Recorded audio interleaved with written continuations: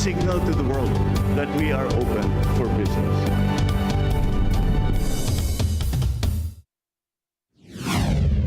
We are now open for business. This is Cesar Vallejos bringing you yet another episode to guide you in discovering your passion and growing your business as we learn from experts in the field. Sama-sama tayong matuto sa isa na namang makabuluhang usapan tungo sa pagpapaunlad ng inyong negosyo. Ang Open for Business ay mapapanood nyo rin sa Facebook at YouTube. Siguraduhin mag-like at mag-subscribe sa aming social media page at Net25TV. Alamin natin, suriin mula sa mga negosyante, thought leaders at mga personalidad sa iba't ibang larangan ang mga strategies, trends at mahalagang karanasan sa pagninegosyo dahil tayo ay open for business. The wings of change have certainly landed at the Philippine Airlines with its youngest president and COO Captain Stanley Ngang taking the pilot's seat. Philippine Airlines is cleared for takeoff as it cruises on higher altitudes of profitability, modernization, streamlining, and customer service reinforcement as the flag carrier flies to sustained recovery.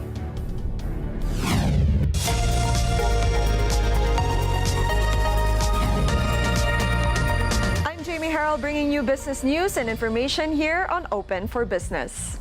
Inflation eases to 3.3% in August. The Consumer Price Index has eased to 3.3% in August. Now, this is according to the preliminary data from the Philippine Statistics Authority, also known as the PSA. The inflation is a full point decrease from 4.4% in July and is the slowest rate this year. Debt rises to 15.69 trillion pesos. The national government's debt rose to a new high of 15.69 trillion pesos as of end July, driven by project loans and issuance of government securities, said the Bureau of Treasury. The Bureau added that thanks to the stronger peso, the increase in debt was partially offset. During the said period, the government issued securities totaling to 180.52 billion pesos, which pushed domestic borrowings to increase to 10.75 trillion pesos. The debt was partially tapered by a 49 million peso reduction brought by the stronger peso. BOI greenlights 210.46 billion pesos worth of investments in August. August ended well for the Bureau of Investments, also known as BOI, as it endorsed 13 more projects with 210.46 billion pesos worth of investments for expedited permit processing. Now, this is according to the BOI, of course. It added that as of August, a total of 115 projects were endorsed with a value of 3.2 trillion pesos. The 13 projects given the Green Lane certification were in the renewable energy sector.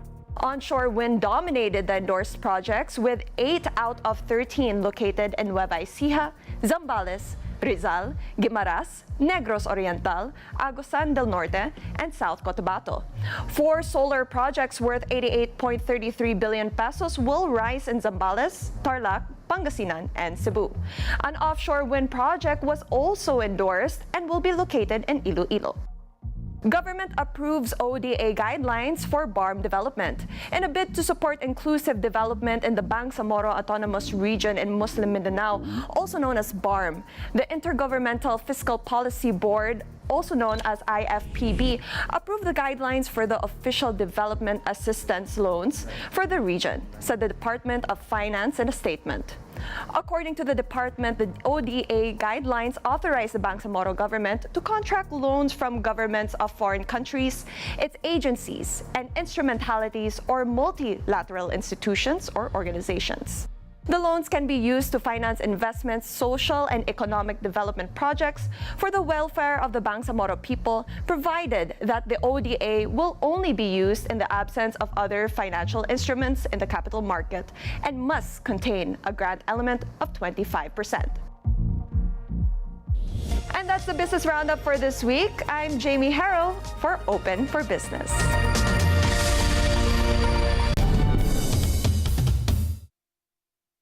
This portion is brought to you by Northview Solutions. Let us build it for you. Why choose Supreme Pure Organic Barley? It is 100% pure organic barley straight from Australia. Certified super brands. The first alkaline-based barley in the Philippines. High pH level, 7.9 alkaline level, 68 micronutrients, non-acidic. It helps boost immune system, improves digestion, high in antioxidants, regulates blood sugar level and cholesterol. Waglan Basta Barley. Dapat alkaline-based Supreme Pure Organic Barley. Alam namin ang iyong pagsisikap. Dama namin ang iyong mga sakripisyo. Kita namin ang pagharap mo sa bawat pagsubok. Kaya sa kabila ng mga hamon ng buhay, nandito kami para umalalay. Kasi katulad mo, gusto rin namin ang magandang bukas para sa kanya. Hatid namin ang dekalidad na edukasyon at makabagong pasilidad sa abot kayang halaga. Kaya huwag ka nang mangamba. Sasamahan ka namin tuparin ang mga pangarap niya.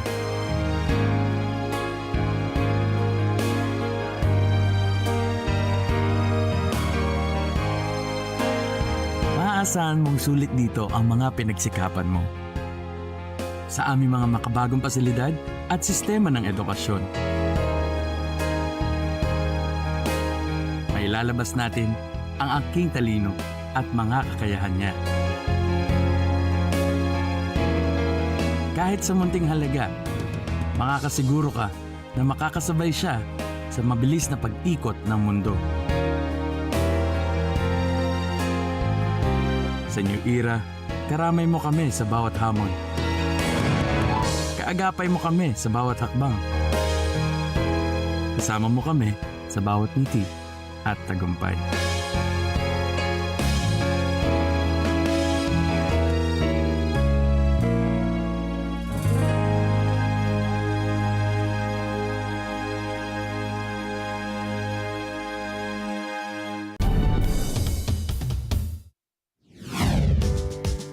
Philippine Airlines is soaring towards a new era of growth, focusing on innovation, sustainability, and exceptional customer service. Let's get to know more about that mabuhay spirit with Philippine Airlines as we take a closer look at the industry landscape and pulse exciting plans for the future. Please welcome pilot, Philippine Air Force Reservist, President and COO of Philippine Airlines, Captain Stanley Nang. Captain Stanley, we were both at the PCCI General Assembly, and one of the interesting things that we heard there was the modernization or privatization of the Manila International Airport. What's your take on that? It's a very good initiative from the government to really improve the efficiency of our airport. The opportunity for growth really is to have a good infrastructure for us to be able to have more efficient operations, drive more traffic to the Philippines as well. There's a lot of plans before that modernization, and we received a lot of reports on this modernization, and so far it affected your operations for the typical or the regular PAL customer. I know that you've been with customer service as well. What is this privatization or modernization? How will it impact on the Filipino customer? So this is really important because we want to make it an amazing experience for not just Filipino citizens, but also the foreigners as well coming into the country.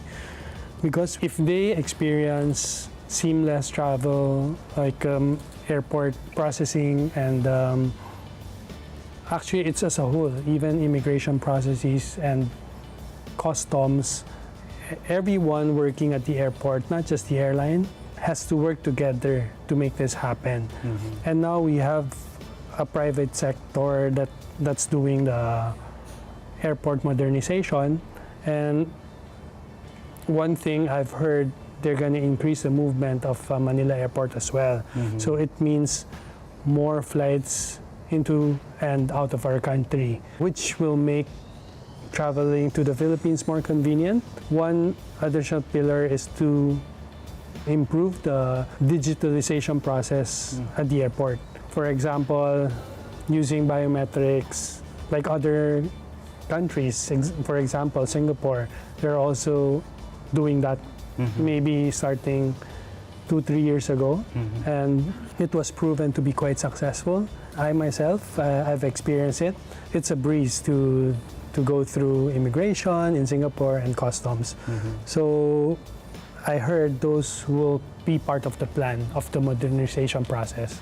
Yeah, that's interesting to know, Captain Stanley. But having you mention Singapore, you've traveled all over the world. Wala na sigurong ibang, wala ka ng bansa na hindi pa napuntahan. But that's a sad part. A lot of us Filipinos, diba, when we go to international airports, when we arrive at the international airports of different countries, we are awed, by how beautiful these airports are. And then when we go back to the Philippines, once you land, you embark from the aircraft and then you see the airport, parang the tendency is that you always compare what you have and how sad or how poor the country is. What's your take on that? Do you see also the improvement, in the horizon, and in terms of course, during the talk of Secretary Go, there were a lot of government initiatives to attract foreign investments. Pero ito ba nakikita mo sa malapit ng panahon? Like say for example, the term of President Marcos. I think it will happen within the term of President BBM. He has actually prioritized tourism. As we all know, we've been pushing so hard to market the Philippines as a destination for a lot of foreigners, and several provinces like Siargao, El Nido, they're getting more and more popular sa mga foreigners. Tama ho yung sinabi nyo, it's the infrastructure that's really limiting us. Hopefully we'll be able to see improvements, no? I think in the next 2 years, we will see the improvement already, because some of these things are not hard to implement. Let's say the biometrics I mentioned earlier, the facial recognition, that will definitely help the throughput of the airport. Definitely we can process more people with shorter amount of time, and that also translates into productivity and efficiency for the airline and for the customers as well, for the passengers. They will have a seamless experience, so they will keep coming back. That's also one way really to showcase our airport. If we have parang nakita na sa other countries, we're impressed. So that's what we want also to show our visitors here in the Philippines. They should be impressed with our infrastructure eventually. So at least the government is really pushing hard on that, and together with Department of Tourism and DOTR as well, to really make our airport world class. So I think it will happen, really. I'm optimistic about it. Okay, that's good to know, Captain Stanley. But you mentioned about digitalization as well. With digitalization, which is part of the fourth industrial revolution, like we have artificial intelligence, we never thought that the key driver of the fourth industrial revolution is not technology, but it might be COVID-19. But my question there is, because you're very young, a millennial, is digitalization part of the strategy of Philippine Airlines? Or is it because being a millennial, you are attuned to that digitalization strategy? Or was it fast-tracked by COVID-19? Yeah, definitely. Before COVID, I believe no one is comfortable doing online meetings, but with COVID-19, we didn't have a choice. So we have to learn how to do online meetings, and it's proven effective as well. We get more things done. However, we just have to be careful with those meetings, because sometimes the work-life balance will be affected because there's no limit anymore. You can't jump from one meeting to the other by just sitting down in your house. That was quite difficult also for me personally. So during that time, because the meetings were back to back. And after one, you can just continue with another meeting. Compared to right now, I can say we're about 80% back to on-site meetings. Like today, I'm here. The travel time, it's kind of a rest also, right? So it's back to normal. In a way. So I think it's really understanding technology as well as know its limit, because we also understand all those technology, AI can be also a data privacy risk. There should always be balance in terms of using technology and as well as respecting the privacy of the people. You know, having you mentioned that consumer behavior, we see that the consumers' behaviors are also changing, not only with different commodities, how they buy, how they book, diba? But what is your observation of the public who frequently fly? Is there a research study or studies of, you know, this post-pandemic wherein people change their lifestyles or their behavior as far as traveling? In terms of online booking, before pandemic, we got way more travel agencies booking. But after pandemic, I think people are more tech savvy already, and they can book their flights using their phone at their convenience anytime. So we've seen our online channel improve significantly in terms of customer behavior. Pero Captain Stan, nagbago ba yung business model niyo? Like say for example, di ba parang before we see a lot of ticket offices. That's right. Yun, did you see some sort of a reduction in those and then you shifted online? Some other places, we've seen reduction yung engagement in the ticket office in terms of buying tickets.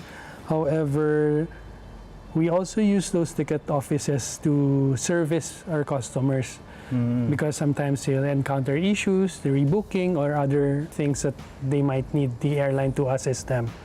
In terms of booking, I can say a lot of people already shifted to doing and buying their tickets online. Tsaka they can easily compare. Correct. It's easy. Compare online prices. That's true. Okay, let's talk about those price points and comparing ticket prices later on. But this one is nice. The Philippine aviation industry is recovering with much boost coming from revenge tourism. What are your key observations on the current market dynamics, including domestic and international trends? We are now about 90% of pre-pandemic level in terms of passengers. 90%. Oh, Yes. So konti na lang, balik na sa pre-pandemic. Yes, almost there already. In terms of behavior, the market dynamics, because of the COVID, no? So I think more people, they're choosing premium traveling, like business class, premium economy. A lot of people, we saw that shift in behavior. Why? Why? But mas marami bang silang pera ngayon, Captain Stan? Why is the shift? What do you think are the I reasons? think first of all, it was the pandemic talaga. Because ayaw mo na may katabi. You're So more health reasons, ganyan. health conscious, Health yes. conscious na. Social distancing, all those things that really started it, no? Tapos maybe you're right also, because during pandemic, even if you have money, where will you spend it? Exactly. So I think there were a lot of savings during the pandemic. There are still disposable income for our consumers today. So in terms of travel, thanks also to the direction of our government to really stimulate domestic tourism as well. We've seen domestic tourism growth in the past 2 years, significant growth in the domestic tourism. It's just Filipinos traveling from one province to the other. But what's your strategy there, Captain Stanley? For example, is there a target for domestic travel versus international? You have, like, of course, I noticed also that the government, the tourism sector is really focusing on domestic travels. Do you have plans of, like, say, increasing more travels or trips to domestic destinations? One of the challenge before, of course, until today, it's the infrastructure airports, of yes. airports and the domestic stations. Some of them are not long enough to accommodate a bigger aircraft. Therefore, you have to use a smaller aircraft, and those smaller aircraft do not have the range of the bigger aircraft. Therefore, let's say we want to promote tourism in the country, but let's say going to Boracay or let's say Siargao, people from abroad, they still have to transfer through Manila or Cebu.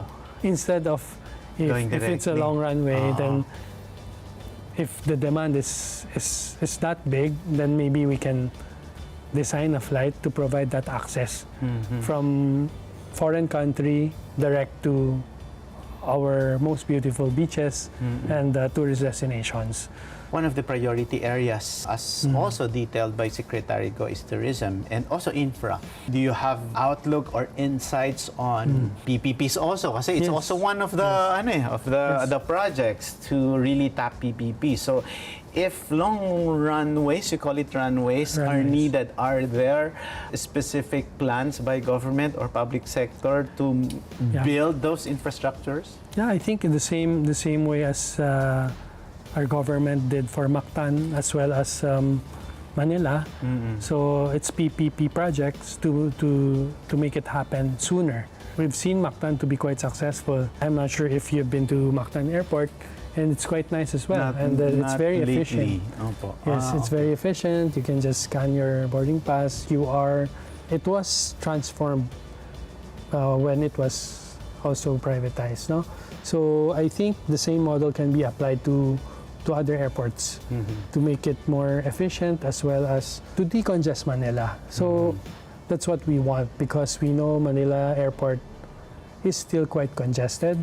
So if you bring in more people to Manila just to transfer to other destinations, that movement is also wasted, no? So if we can fly direct, therefore lesser carbon emission, it's also good for our planet. Yes. So sustainability objectives, are met. It's also good for the airline, because that also translates into fuel savings for the airline if we can fly people direct. That's, I think, one of the specialty of Philippine Airlines as well, because we have the most direct flights to international destinations. Wow, that's perfect. But how will the other airports, especially in suburban areas or outside Metro Manila, we know that there are plans in Bulacan, in Clark. What's the interplay of these airports and its contribution to how the aviation industry will continue to take off? We just have to define the purpose of that airport, no? Similar models, we can see that in other countries as well. You have the London Heathrow, London Gatwick, which they're close to each other, but they can coexist. Pero may positioning ba yun, Captain? Parang kumbaga, ito, more on the travelers business. May ganun ba yun? Ito naman, cargo. Is there a positioning? Like say, you mentioned Heathrow. May ganun ba? Parang cargo, we can segment that. Pwede rin yun, i-segment, no? But usually, it's a catchment area talaga. Let's say, if you're closer to the north, no? Let's say Clark, the target can be the whole northern side of Clark, no?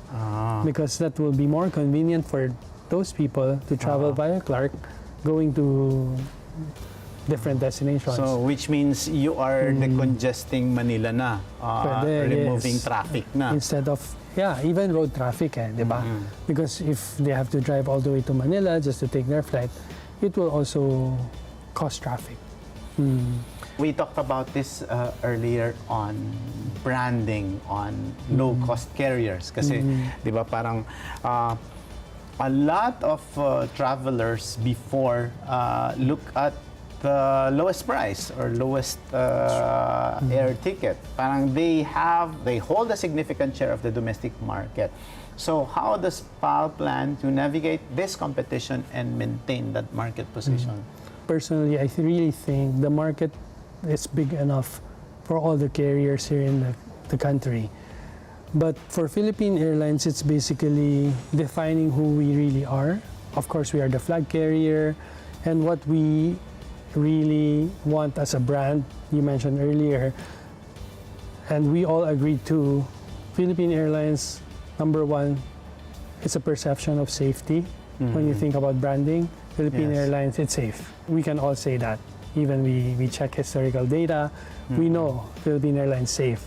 So I think in the aviation industry, that's really super important and number one priority, safety. Because if you're not safe, then the branding is useless. Pero Captain, may ano din bang ganon? May award din ba ngayon? Kasi parang we read there's an award for the most punctual airline. So ito, parang the safest, or are you looking at the figures na the number of airlines who had the most accident? May ganon ba? May ganon din. May mga data na ganon din. Yes, meron. Nagtatrack yan. And every other year, we have IOSA safety. That's IATA, Operational Safety Audit. We do that every other year, except for the pandemic because we have to do it online. That's why it was renewed 1 year only. So this year, we're going to have another, it's called the IOSA, IATA Operational Safety Audit. So that one, people from IATA will come to the Philippines and audit each process that we're doing. So, Captain, what's the key driver for that branding on safety? Is it the maintenance of the aircraft, or is it your staff? What's the key driver? Where you get that passing standard always with this safety bodies who check it? Talking about safety, that's a really long discussion, but I think it's a mix of everything. But it really starts from the top, no? If the mandate is the safety culture, to really promote that internally, and people are important because they're the one executing the daily operations.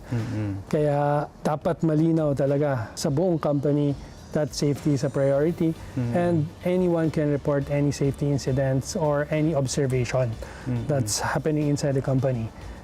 People, they have to care for the company, the safety. This was quite, I'm going to share with you also because I attended an IATA safety conference. They invited me to be one of the panelists as well. No? So this is quite different, but I shared this and they all find it very helpful and meaningful. I said, talking about safety, we always think about the safety of the plane, accidents, incidents, right? But I think it has to start from psychological safety of the people.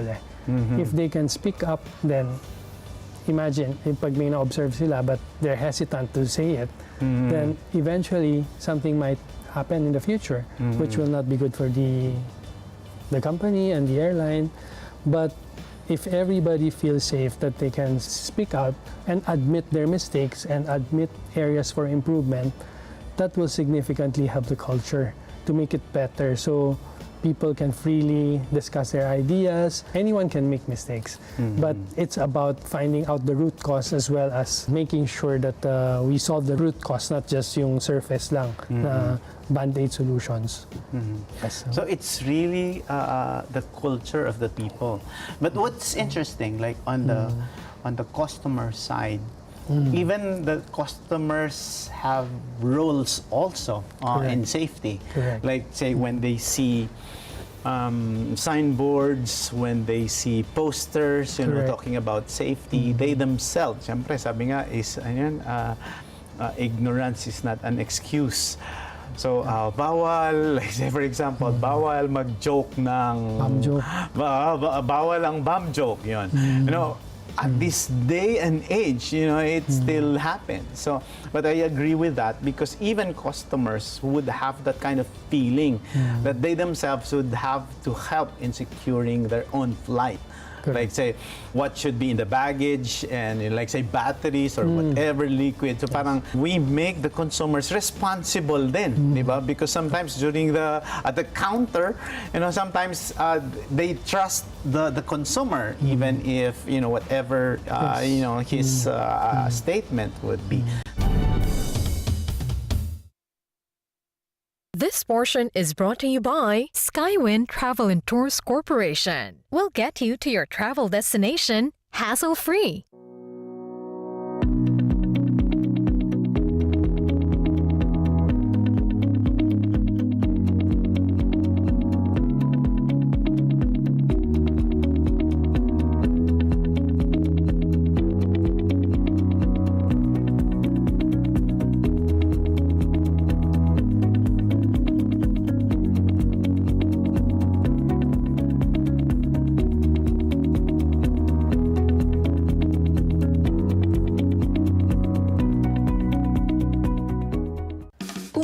ay aming bubusugin ng tawanan at kwentuhan. Usapang pag-ibig iyong matututunan. Try to enjoy your own company. Sarili muna. So buuin mo sarili mo. Nariyan din ang kwentong pagmamahal sa kaibigan. Kung hindi po siya dumating dito sa buhay ko, hindi po ako makapaglaro sa buhay. At pagmamahal sa pamilya. Ma, pa, gusto ko po, masaya ko po kayo palagi. Para araw mo'y tiyak na lumigaya. Dito lang sa paborito niyong girl kada sa umaga. Kada umaga. Let's get together. Sunday 25. Sunday 25. This portion is brought to you by Pure Gold. Sa Pure Gold, always mura, always kompleto, always may promo, always panalo. Speaking of this culture, at the Philippine Airlines, it's of course the flag carrier and it is a Philippine brand. So, can you define, the culture with Philippine Airlines? Was there also a transition? You are the youngest president at 44, and I'm sure with that energy that you have, what are the traditions of Philippine Airlines that you felt was already outdated? And as a young president, what is that new vibe that you are putting into the business? Being transparent and also the engagement with your employees. I think that's something that's kind of different today. Before, usually, if you're the boss, you have the command and control, right? You ask people to do things, right? But my styles, I prefer the engagement. So I ask because they're the people on the ground. So, di ba, alam dapat nila the process and everything, right? So, if they observe any areas for improvement, they can just freely tell you, Captain, I don't think this is the right way of doing things. I think ito na, nag-evolve na. So, it's really being mentors and mentee at the same time, no? You can be the boss, but you can also learn from your subordinates. I think that's really, really important. And we talk about digitalizations and technology as well. So the more senior ones, they might have the experience, all the experience in the company, diba?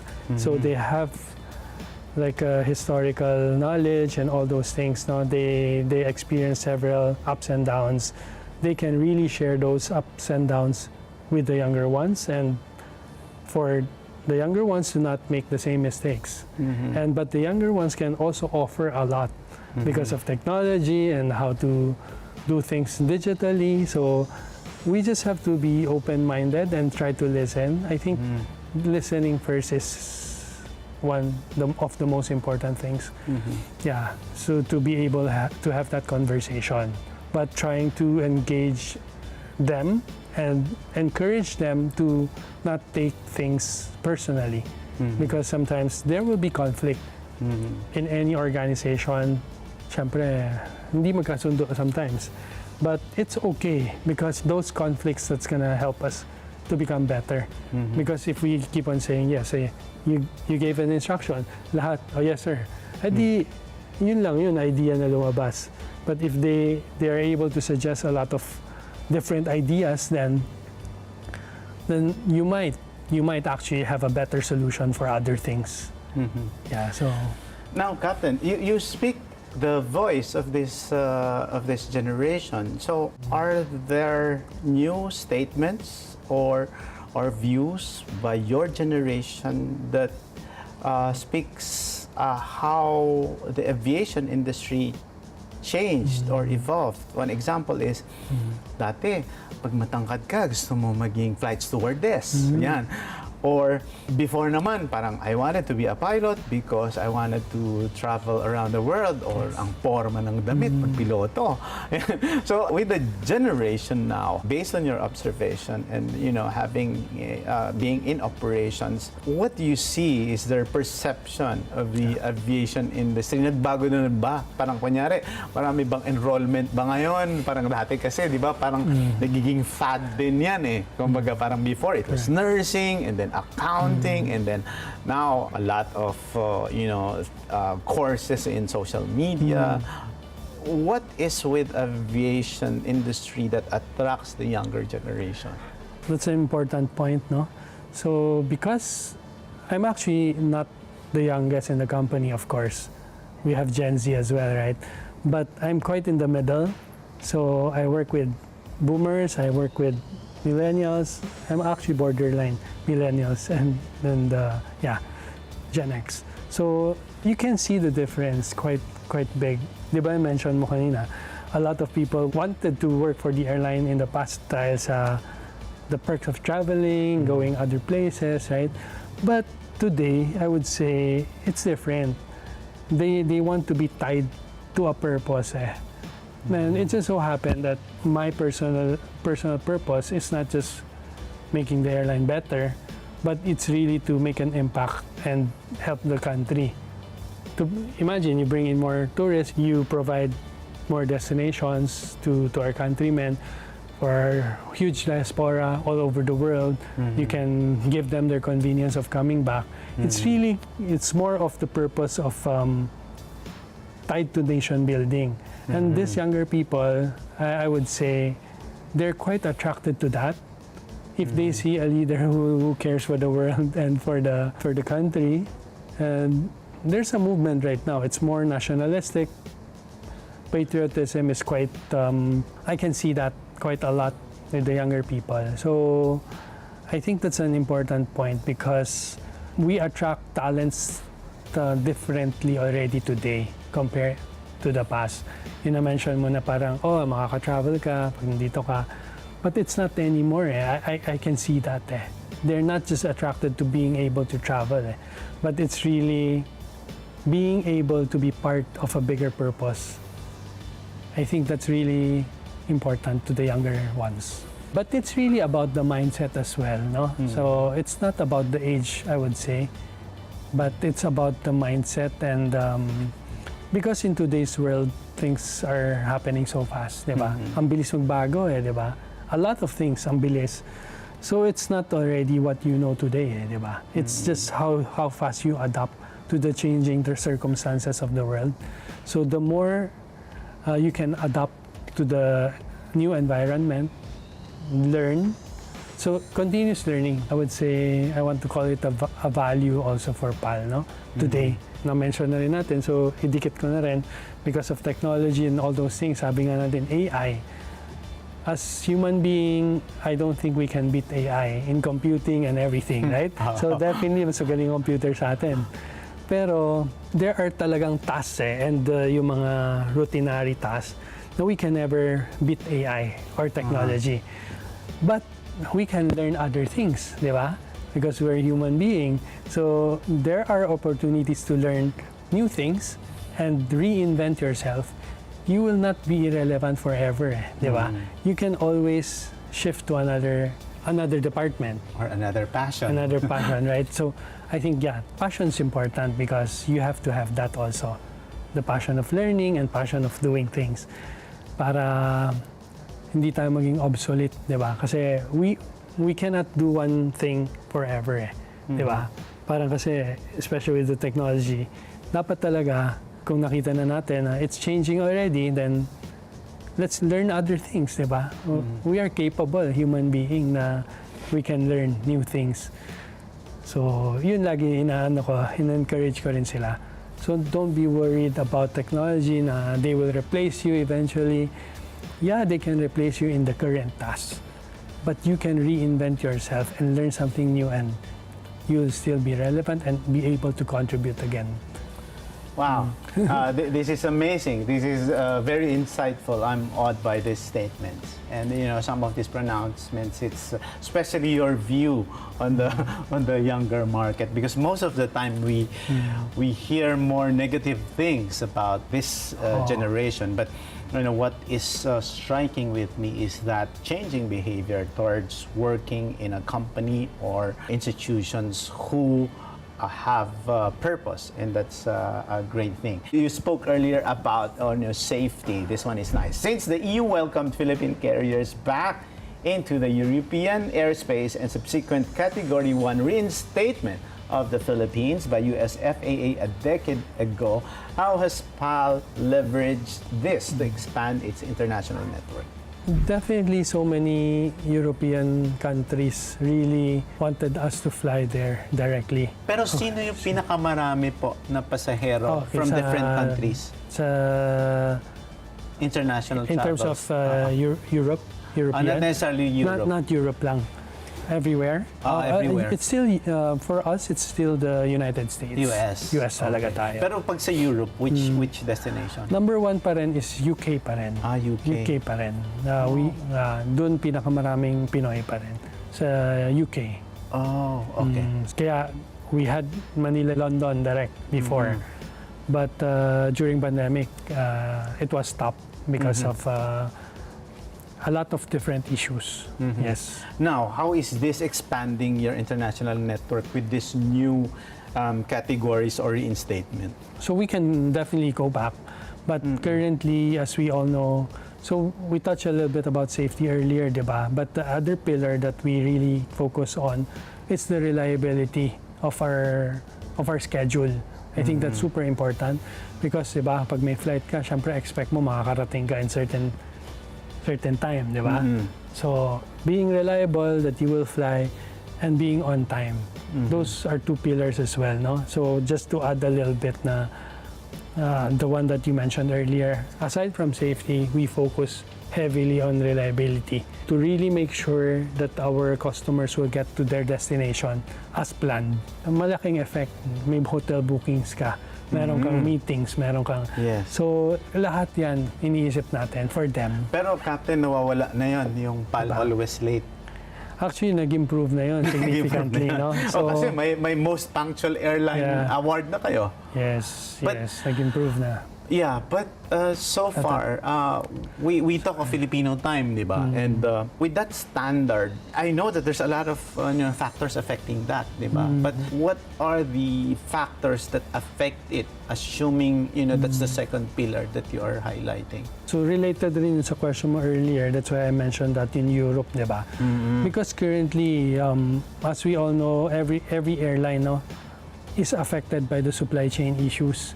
Definitely yung pandemic, nagka-problem lahat sa supply chain. So, hindi nag-ramp up fast enough for the recovery of the aviation industry. If we want to fly to Europe, we need a new and nicer plane, di ba? Actually, because, yun nga, if you have a newer plane, actually maraming factors, no? So, of course, pag newer plane, more fuel efficient, as well as more environmental friendly na plane, as well as mas magandang produkto mo inside, which yun yung third pillar natin na to really improve on the product that we have today. However, it's just yung supply chain lang yung challenges that we're encountering, preventing us from doing it quickly. Because alam natin, if it's hardware, it's taking some time before we're able to really order new planes, diba? The delivery of the plane, di naman pumunta ka lang sa casa, bukas meron ka ng kotse. Parang karaniwang commodity na. So, pero ganun ba? When you buy a plane, of course, there's a lot of parameters there. There are, I think, several suppliers as well. Are you attached to, like, say, a manufacturer? How do you, what's your parameter in securing a new one? Oh, so number one is really the mission of the plane, no?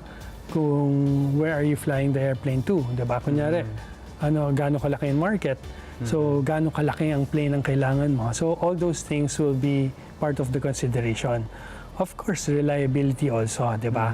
So we want a reliable plane which can be safe as well as dependable. Kasi with the supply chain issue nga, we were encountering. So sometimes, if you have a parts, let's say parts na kailangan mo, di ba? But if you ordered it, parang even the entertainment system, so I'll be really frank about it. Siyempre, some of the planes na, di ba, merong mga broken entertainment system, no? Significantly nag-improve na since last year. Pero meron pa rin, like a few percentage, meron pa rin. It's all because of supply chain. It's not that we don't want to maintain it or whatever, but it's really, we're really having challenge just getting those parts. Tying up with the manufacturer, wala naman. So we're really open to discuss with any manufacturer which can provide the plane that we need. Diba? Kung gaano kalaki, tapos where it's flying to, the mission, diba? Kasi let's say we're planning to go back to Europe, diba? We need a plane that can fly that far, diba? So lahat yun part of the consideration. Of course, the price is also a factor, diba? Yung price of the plane, but medyo competitive naman. Most of them are offering naman the same. Yes. So. Pero, from a layman's perspective, Captain, are planes also customized to a specific country?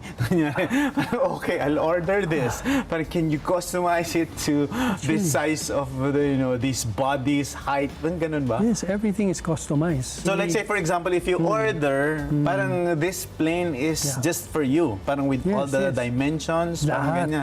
Even the seats, the color, you can design it whichever way you want. Talagang kahit ano. So hindi ito parang kumbaga parang the manufacturer builds a lot of planes and then okay, I sell this to the market. Hindi ganon. The manufacturer will produce lang the airframe and systems, yun lang. Pero interiors, lahat yun, different suppliers yun. And different suppliers, ang daming suppliers. To choose from. I see. And what's your fleet now? What's your fleet, domestic and international? So domestic, for the shorter runways, diba? Like I mentioned earlier, we're using the turboprop, like the Q400 Bombardier yun. Tapos we have a lot of Airbus 320s and Airbus 321s flying domestic as well. Tsaka yung mga regional within Asia, we're also using the Airbus 321 and the Airbus 330. Yes. Tapos for longer haul naman, Boeing 777 na yun, tsaka Airbus 350. Yung mga longer. Coming from the statements of Secretary Federico, they wanted to finish most of the priority projects within the term of PBBM. In your case po, what's the roadmap of Philippine Airlines? I'm sure you have medium to long term, but now that we see the revenge travel and we see hope in the aviation industry, as you mentioned nga, 90% is on pre-pandemic levels na. So parang konti na lang back to pre-pandemic levels. What's your roadmap? Are you looking at 3, 4, 5 years? Oh yes, definitely. Until 2030 na, no? We're looking into 2030 already. Because by that time, there's a possibility also of having a new airport na, which can accommodate more aircraft. Yes. Diba? So definitely we have to plan for that. Kasama yon sa decision making. So for the longer term, of course, it's an aspiration to really go back to a lot of the destination we used to fly to. We want to grow the fleet a little bit more. Even other carriers, they're also growing their fleet, diba? So you have to maintain certain market share as well to make sure you're still relevant, no? And you're top of mind also. Because if you can provide that direct flight, diba? Because Philippines, when you look at the map, it's quite strategic. You go to anywhere in Asia, north, south, east, west, you have somewhere to go to. Diba? You go to north, you're going to Japan, Korea, China, and then dito naman, you have Vietnam, Thailand, Singapore. Diba? Lahat yun parang within 4-hour radius. Diba? Tapos if you go to may Guam ka pa, diba? 3.5 hours away.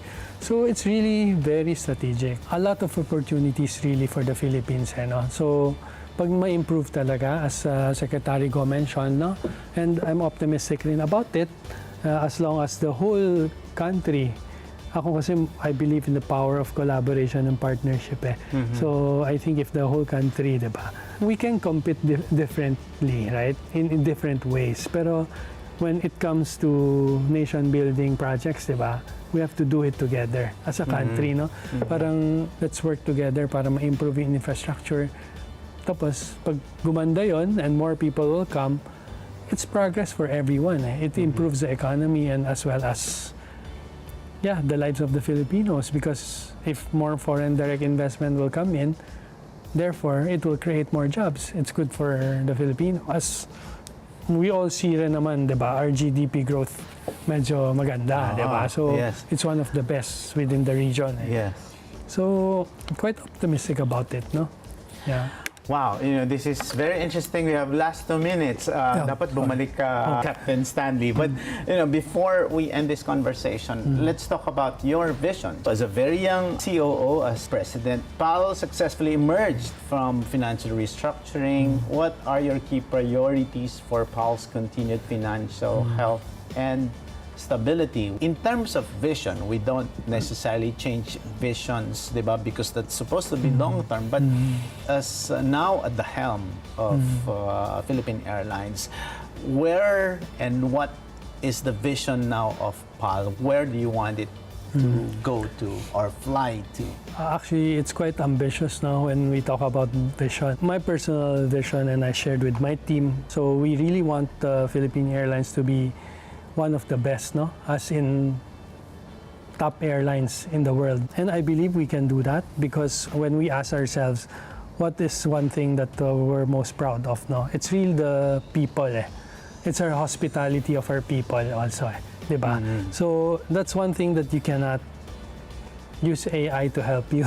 So because it's really warmth and the care, the buong pusong alaga na sinasabi natin, na to care for our customers, and we get that quite a lot. And you can ask any foreigner, anyone, they can always tell you how great their experience, no, when it comes to engagement with our crew, our staffs, diba?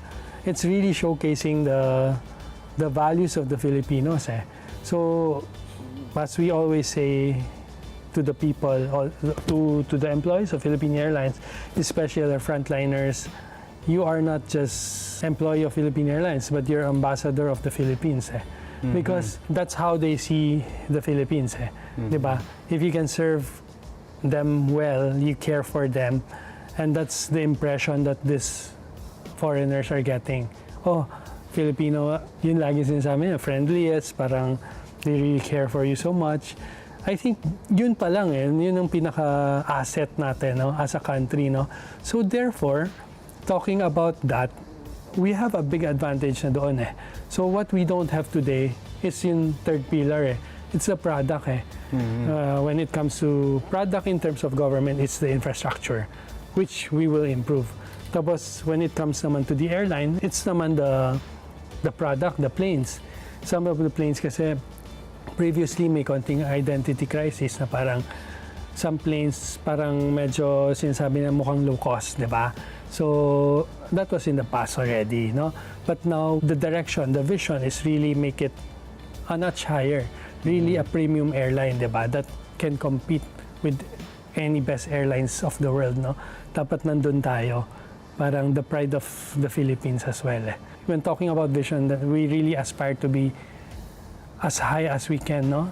With the help of course, the collaboration, the support of the government, the support of our countrymen, love our own, because in PAL, yun rin ang the direction that we're giving also, to use more local products, di ba? Para to support our economy. So, end of the day, it starts from here, no? Ourselves, to make everything better. Wow, the best of the Filipino, the best in the world. Okay, top 3 country destinations that you've been into. France is France? yes. Actually, a personal favorite is also Hawaii. Hawaii. Enjoy ako dun because of the relaxing vibe, eh, no? So I enjoy that. And of course, Japan is quite easy as well. Diba, Japan? And if you tell foreigners to come here in the Philippines, which destination? Dami, eh, no? Top 3. So I think Cebu will be a good Cebu. one, no? A lot of activities happening there, and tsaka more developed na. Palawan is also a good place, Palawan. And of course, Boracay also. But yun nga, parang we always talk about those beaches, but there are more. There are really way more activities to do here. Even in Manila, no? It's learning the culture and also the food, a lot of things to explore in the Philippines. Before we end this conversation, if you can give also your inputs to young entrepreneurs or young leaders, what are your tips to them also to somehow bounce back, from something that's not really good in terms of financial stability to where you are now, especially that everything is going back to normal? Number one, important is to have that passion and purpose that you have, and that's clear inside your mind all the time, what you want to achieve in the future. So you just have to focus also on the long term instead of short term. We all have short term goals, but sometimes you just have to sacrifice the short term for the longer term success of your passion projects or your purpose. So you're gonna encounter many challenges along the way, definitely. So many ups and downs, so many. And I would say you just have to be resilient enough and adapt to the changing circumstances and just continue believing. And I'm sure you'll get to where you want to be. Wow, that's the President and CEO of Philippine Airlines, Captain Stanley Ng. Open for business. We'll be back. Stay with us. This portion is brought to you by Supreme Pure Organic Barley by Levex. First alkaline-based pure organic barley. Every sip is full of beneficial nutrients. Wag basta barley, dapat alkaline-based Supreme Pure Organic Barley.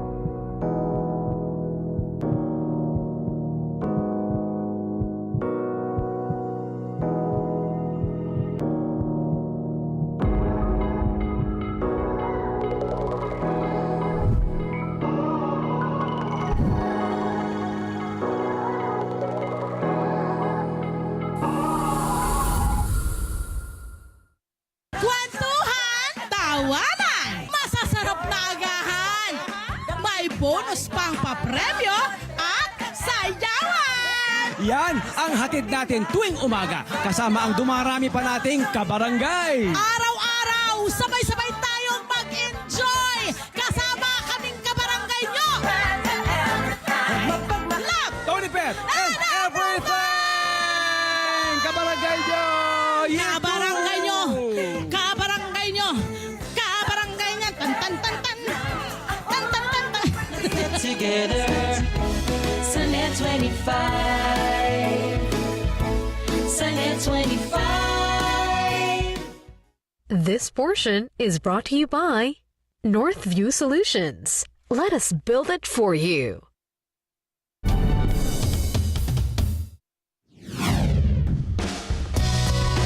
The aviation business thrives on a delicate balance. It demands strong leadership that can navigate turbulent economic landscapes, fierce competition, and ever-evolving technology. While challenges like fuel costs, safety regulations, and geopolitical disruptions are constant threats, visionary leaders can steer their airlines towards success. By embracing innovation, prioritizing sustainability, and fostering a culture of excellence, they can ensure a smooth flight path for their companies and the industry as a whole.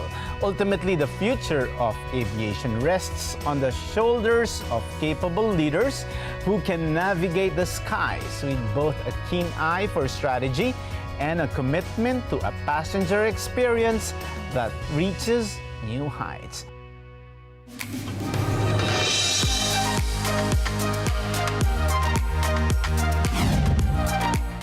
With that, our quote of the week is from Socrates. He said, "Man must rise above the earth to the top of the atmosphere and beyond, for only thus will he fully understand the world in which he lives."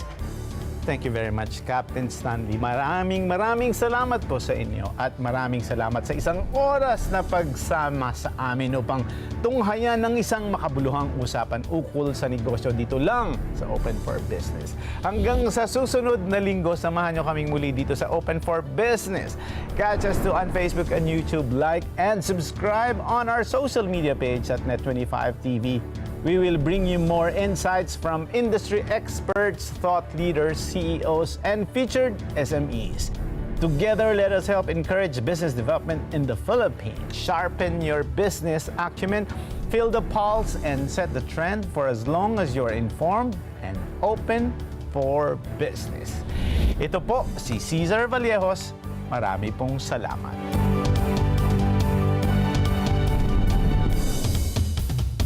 Mga Kanet 25, this is Cesar Vallejos of Open for Business. For more updates, just click the subscribe button and follow us on Net25 social media pages at Net25 TV and at Net25 Entertainment Facebook pages.